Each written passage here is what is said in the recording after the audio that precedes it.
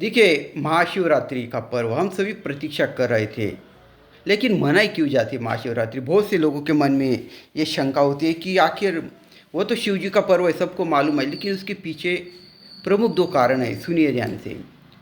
इसी दिन भगवान शिव, उनका प्रगट दिन है, उनका जन्म हुआ था।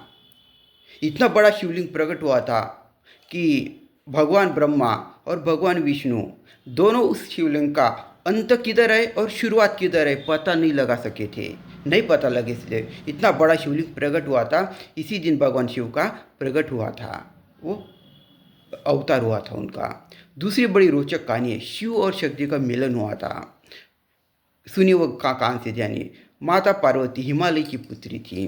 वो शिव जी से बहुत प्रेम करती थी। उन्होंने शिव जी के लिए कड़ी आराधना की। मैं शादी करूंगी तो शिव जी से करूंगी।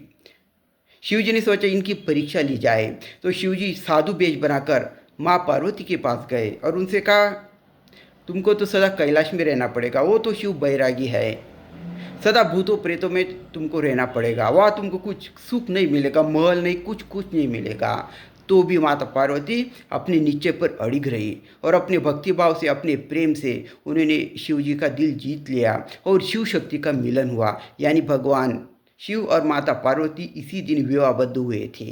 विवाहबद्ध हुए थे। देखिए, जन्म का साल अलग था और विवाह का साल अलग था। दिन एक ही था महाशिवरात्रि का, लेकिन साल अलग अलग है।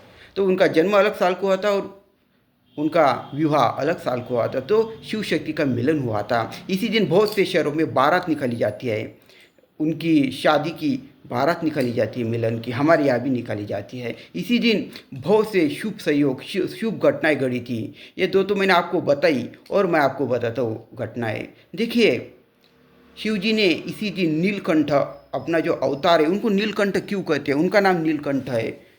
तो इसी दिन वो नीलकंठ हुए थे। पूरी सृष्टि को, पूरे ब्रह्मांड को बचाया था उन्होंने। सुनिए, उसकी भी कथा बहुत ही मनोरंजक है। एक बार देव और दानव समुद्र मंथन कर रहे थे। वो मंथन से अलग अलग अच्छी चीज़ें भी निकल रही थी, बुरी चीज़ें भी निकल रही थी। कामधेनु माता, कल्पवृक्ष, ऐसे अच्छी चीज़ें भी निकली। लेकिन एक बहुत बड़ा घड़ा, और वो से जहर से भरा हुआ था, विष से, जहर से भरा हुआ था। अब क्या किया जाए? सब लोग घबरा गए।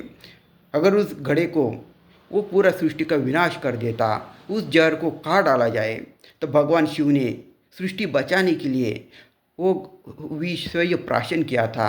उन्होंने पी लिया था उस विष को, और उसी के प्रभाव से उनका कंठ यानी गला नीला हो गया था। देखिए, हमें कई बार भगवान शिव की नीली प्रतिमा दिखाई देती है, नीले रंग की प्रतिमा, उसे नीलकंठ कहते हैं। वो इसी विष के कारण, समुद्र मंथन में जो विष निकला था, उसे पीकर भगवान पूरा शरीर नीला हुआ था, और खासकर उनका कंठ, गला नीला हुआ था, इसलिए उनको नीलकंठ कहते हैं। और उन्होंने पूरी सृष्टि को अपने ताकत से बचाया था।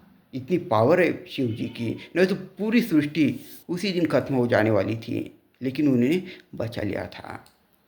इसी दिन भगवान शिव ने अपना तांडव नृत्य भी किया था। इसी दिन उन्होंने माता गंगा, जो पृथ्वी की ओर आई, वो बहुत ही, उनका प्रवाह, उनका वे बहुत ही ज़बरदस्त था। तब अपनी जटाओं में, भगवान शिव ने अपनी जटाओं में पहले उनको धारण किया, उनका क्रोध शांत किया, और फिर एक कोमल सी धारा पृथ्वी पर उन्होंने रख दी, माता गंगा की। नहीं तो माता गंगा बहुत सी, वो पूरी पृथ्वी पर प्रलय मचा देती, लेकिन उन्होंने अपनी जटा में धारण किया था।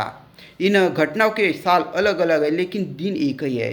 ध्यान में रखिए, साल अलग अलग है लेकिन दिन एक है। और वो शुभ दिन है महाशिवरात्रि का। हर महीने में शिवरात्रि होती है, हर महीने में शिवरात्रि होती है, लेकिन महाशिवरात्रि केवल साल में एक बार ही होती है। देखिए, कुंभ मेले में महाकुंभ चल रहा है, ये आखिरी शाही स्नान है, अमृत स्नान। ये आखिरी 26 तारीख को आखिरी शाही स्नान, अमृत स्नान है। तो सभी लोग नियमों का पालन कीजिए। पिछली बार जैसे भगदड़ हो गई थी, तो वैसे मत कीजिए आप, वैसे आप भगदड़ मत कीजिए।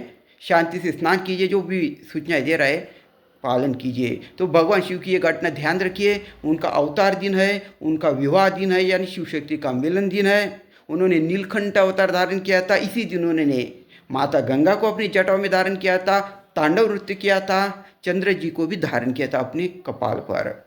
तो बहुत ही शुभ घटनाएं हुई है। उनकी पूजा रात को की जाती है ज़्यादा से ज़्यादा। इसी दिन आप जलाभिषेक कर सकते, दुग्ध अभिषेक कर सकते हैं, बेलपत्र सब चढ़ा सकते हैं, लेकिन ध्यान रखिए थोड़ा सा ही चढ़ाइए, और जो ज़रूरतमंद हो उनको दीजिए, दूध वगैरह जो ज़रूरतमंद हो उनको आप ज़्यादा से ज़्यादा दीजिए। ओम नमः शिवाय का जाप दिन भर करते रहिए, शुभ फल मिलेगा आपको। ज़्यादा से ज़्यादा ये अच्छी जानकारी शेयर कीजिए। आपको महाशिवरात्रि की बहुत सारी शुभकामनाएं। कल का वीडियो देखेंगे, उसमें मैं आपको भारत के वीडियो डालने वाला हूँ। भारत के वीडियो शिव जी की महाशिवरात्रि की शेयर कीजिए, ज़्यादा से ज़्यादा आपको हार्दिक शुभकामनाएं शेयर कीजिए। धन्यवाद।